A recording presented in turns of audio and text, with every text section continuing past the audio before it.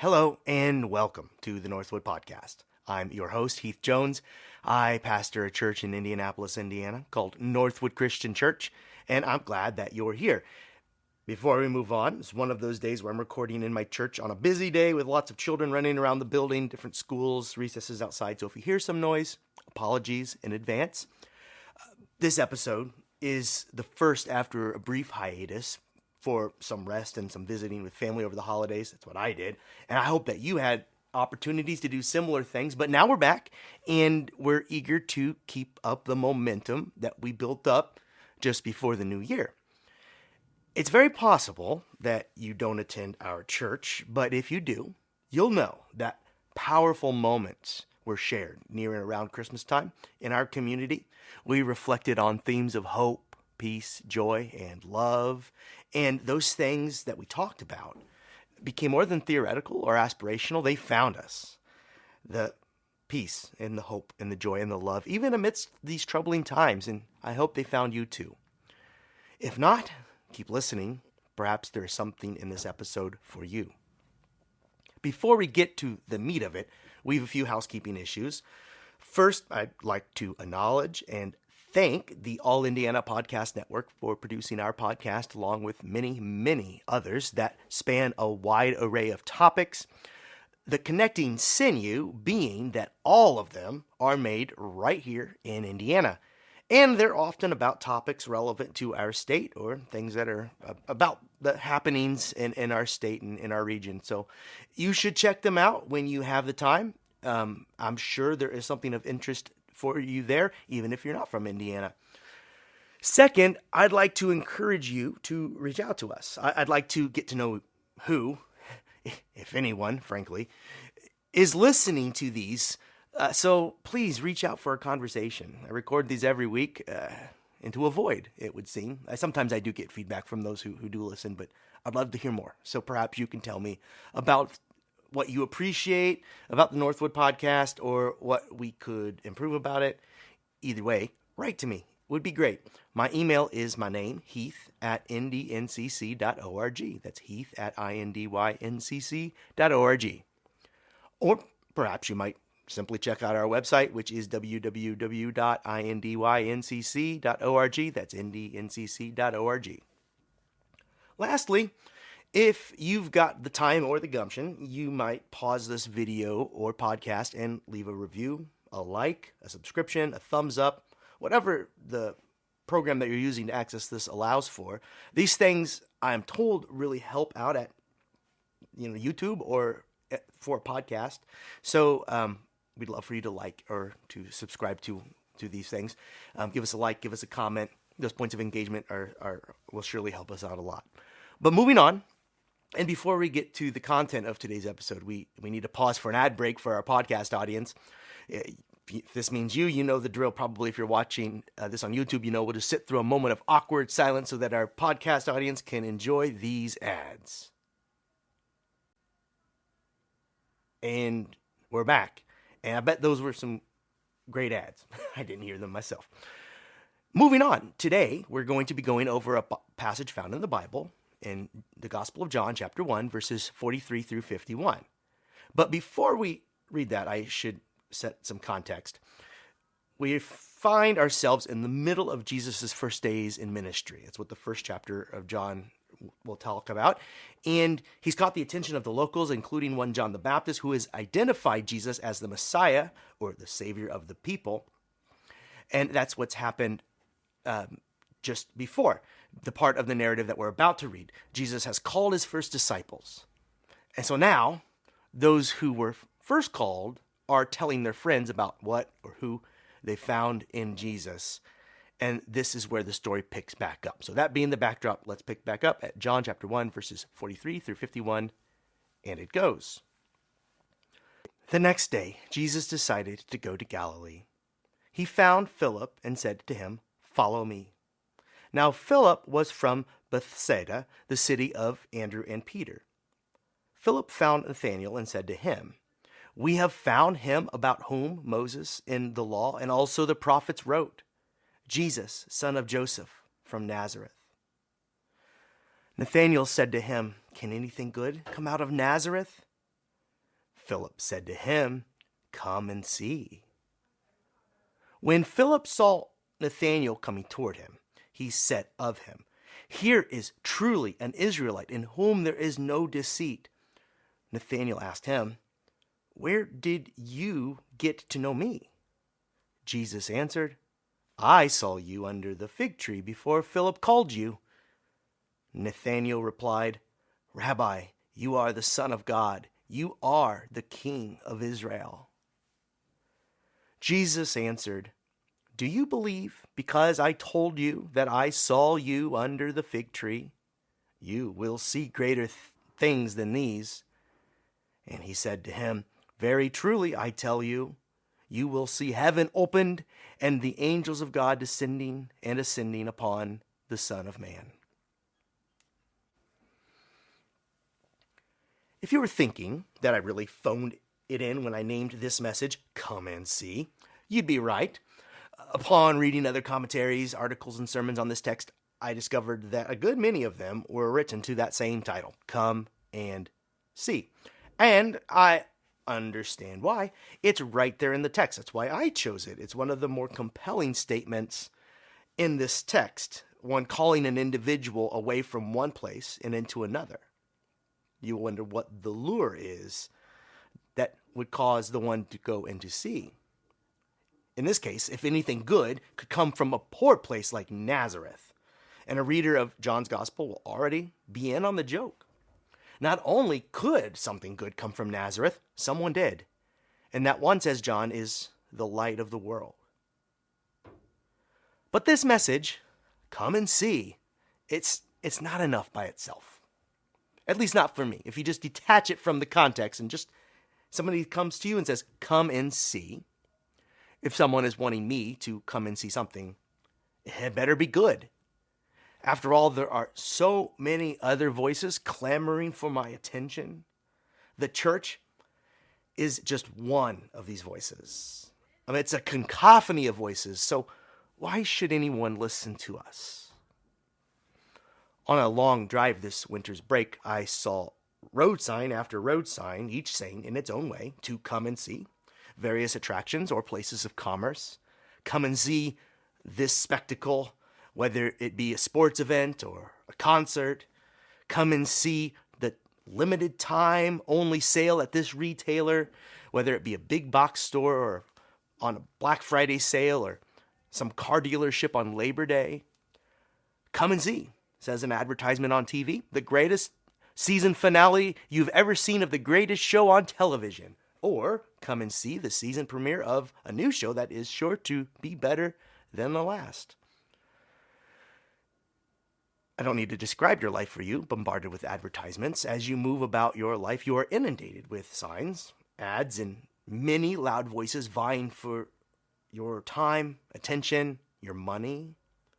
Actually, when you scratch below the surface in our country, what you'll find is that the primary motive for many, if not most, of us, of the screaming voices at you, is that they want your money. And that's it, the end in of itself, money. And Jesus said a lot about that mentality and the dangers of it. The church, though, has gotten lumped in with these loud voices, clamoring for your attention and money, and for good reason, because in recent decades, churches have sought to attract churchgoers by those same means as those purveyors of goods and services. Same means that bring you the goods and services on your TV or promote the events that you attend. Outside of our churches, stadiums are packed to see musical artists and other forms of entertainment. They say come and see, so we do. We go to the concert, we purchase the product, so the logic goes, why not try that at church? So it's no wonder that our voice sounds like all the others. We're basically doing it the same way. It's sort of top-down, attractional model for a church. You put on a good show and engaging music and art, and the pastor speaks compellingly. And if they're very good, they'll include some jokes. Thing is, the means by which we attract people to church or any other place are but the window dressing. Come and see, come and see, come and see. But once they arrive, we'd better have something for them when they get there.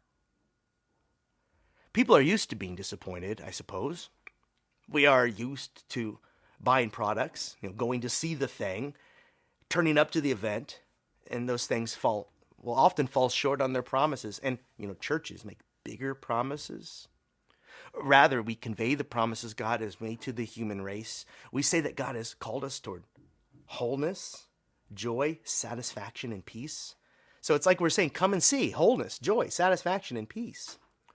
But what people find in our churches can sometimes seem as shallow as what they find in the consumeristic air they breathe on every other day of the week. Big promises, little follow through. As I said, we're used to being disappointed. And if we are going to ask people to come and see what's going on in our churches, we had better have what Jesus had, because he had something to come and see for sure. And what did he have? Well, John's gospel uses one metaphor that I will employ first quickly because it's just so powerful and I love it. John in his gospel describes Jesus as light that shines into the darkness, light that represents the truth, clarity, and the uncovering of what hides in darkness. So the light is what we're inviting people to see, we hope. But Jesus had more. And Jesus, the first disciples, and we here in the 21st century, well, they found love embodied. And this love embodied would change their lives forever. This love is what people should find in churches that they are invited to come and see. This love is what the attraction has to be. It's all we really have.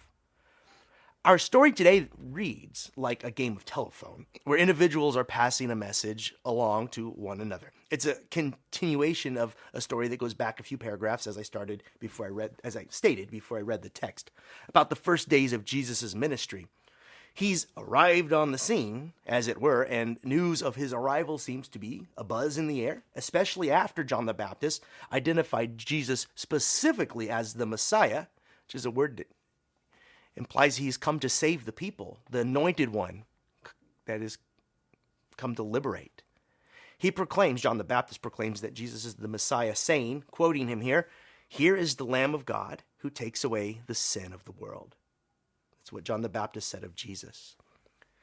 And in our modern times, this word sin has come to mean such pedantic things such as watching your language or fixations on various sexual practices. But what Jesus meant by sins of the world was nothing so silly, and it would become clearer as he ministered. He meant the big problems: greed, violence, unnecessary suffering caused by humans. If you want a clearer picture of Jesus' focus, read his Sermon on the Mount in Matthew, or its other version in Luke. In Matthew, it's found in chapters 5, 6, and 7. And in that sermon, he spoke against greed, hatred, and violence, and he advocated for peacemaking, radical generosity, and for reconciliation, even between enemies. So why wouldn't you want to come and see someone or some movement that could address these issues? Or, as Jesus called them, these sins of the world. These big problems. If you heard of someone who could bring about peace and transformation in your life or in your community, then wouldn't you at least be curious? Conversely, wouldn't you invite someone else to what you found? Wouldn't you talk their ear off until they gave it a try if it were that good? There should be no shame or hesitancy, even if the other is resistant at first, because you are confident that once they arrive, they will find what they're looking for. I'm not saying be obnoxious here. I'm just saying when you invite someone into the life you found in Jesus, it ought to represent all these things I'm talking about and should be that compelling. Or in this case, who they are looking for in Jesus' world is their Messiah, who would liberate the people. And you can almost read into the text Philip's confidence in his answer to his friend Nathan after he invites him to come and see Jesus. I'll just read the text starting at verse 45. Philip found Nathanael and said to him, "We have found him about whom Moses in the law and also the prophets wrote, Jesus, son of Joseph from Nazareth." Nathanael said to him, "Can anything good come out of Nazareth?" Philip said to him, "Come and see." And when Philip answers, "Come and see," I feel as though he must have done so with an assured smile or some calm assurance that when his friend Nathan arrived to see Jesus, he would not be disappointed. I mean, have you ever invited someone to your church with as much enthusiasm? Or have you invited them to your church suspecting they might leave disappointed? If you haven't invited them to church, I understand why, believe me. I mean, what are we inviting them to, really? Sometimes when we are inviting others to church, it can feel as though we are inviting them to a concert of church music that they probably won't relate to, as fewer and fewer people do nowadays, and then followed by a long religious speech called a sermon that may include language that is unfamiliar with somebody who has not been in church much. And if that's all we've got to offer in our churches, then I'm not so sure that we can extend this invitation to come and see with that same confidence as Philip did in today's story. But lately, I've been inviting others to our church with more confidence because I can see the ways where our community, Northwood specifically, is living into our calling. And I'm so proud. When I invite someone to come and see our church, I know that I'm inviting them into a community of love. I know that I'm inviting them into a community that just under a month ago raised supplies that were desperately needed by a struggling person in our community, an act of goodwill and anonymous gifts given to an individual who had need.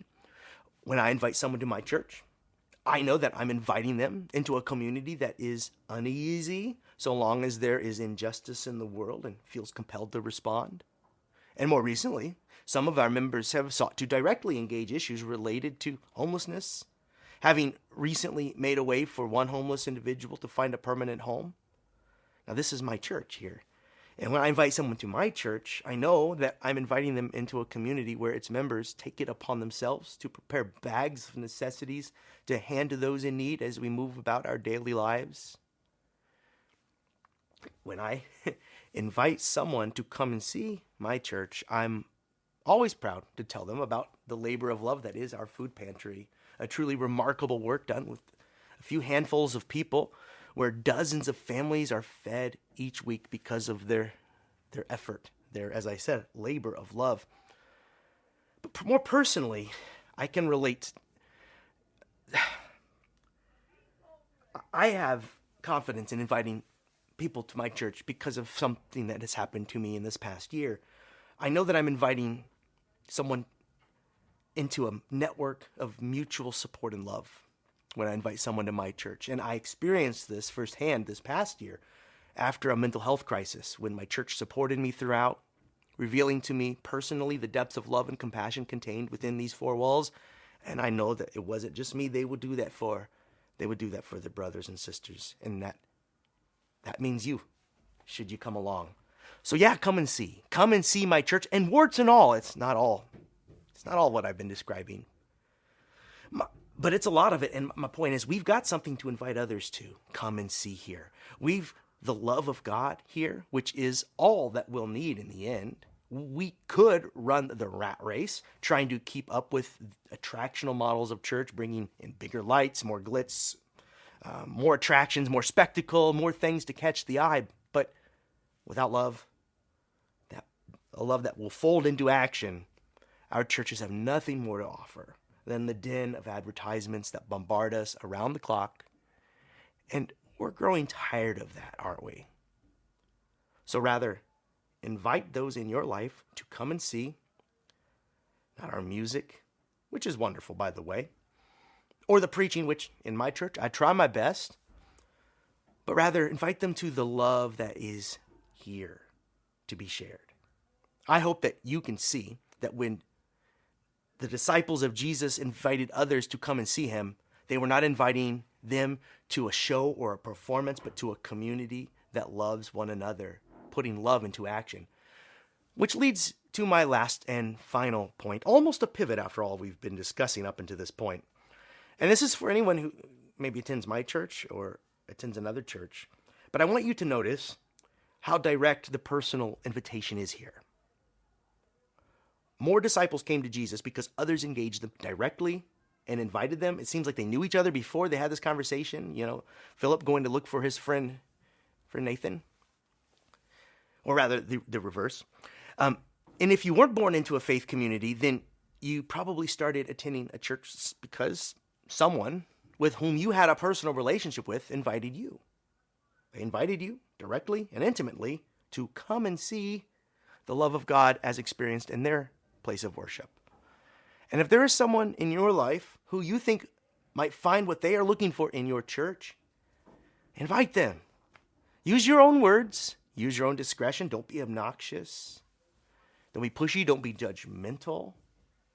But if they express a desire for belonging, for community, for acceptance, then invite them to the place that you have found, where you have found that.